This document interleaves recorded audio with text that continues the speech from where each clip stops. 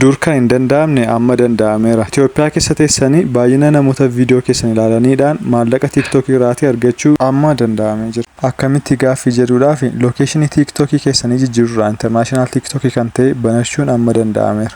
Mataa tiiktookii keessanii irra kan jiru tuquudhaan gara siitingii piraayiveesii keessa seentu. Sanaa booda iswiich akkaawuntii wayin immoo loogaawutii gootu. Sanaa booda aada akkaawuntii gochuudhaan maal gootu jalqaba irratti iitii isheettu kan argaartu miti gara gadiidhaati.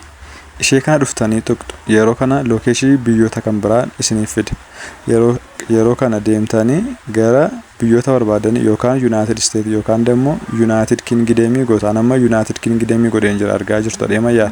Sanaa booda yeroo kiliik gootanii akkaawuntii kana yeroo bantanii amma silkii bilbila fayyadamuu hin dandeessan. Iimeelii haaraa banachuu qabdu jechaadha kan kanaan dura ittiin fayyadamne tiiktookii irratti. Sanaa booda yeroo karaa iimeelii jettanii dabartu. Sanaa booda yeroo akkas gootanii iimeelii keessan gashitu. Birziidee isin gaafataa hin gashitu. Sanaa booda paaspoortii isin gaafatan gashitu. Verifaa iimeelii keessan irratti ergamaa jechaadha. Lakkoofsi isa fiddanii asirratti gashitu.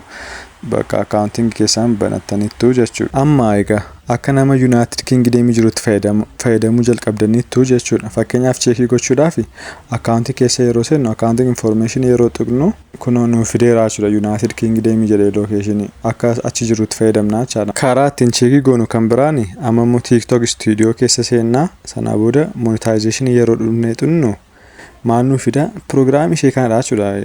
Bossaanyiin Creator Rewards Pro program isheen jettu kuni amma agartanitti tiiktookiin keessaniin dura akkanatti isiniin fidu. Inni kun garuu hunduma isaa fidaa jechaadha.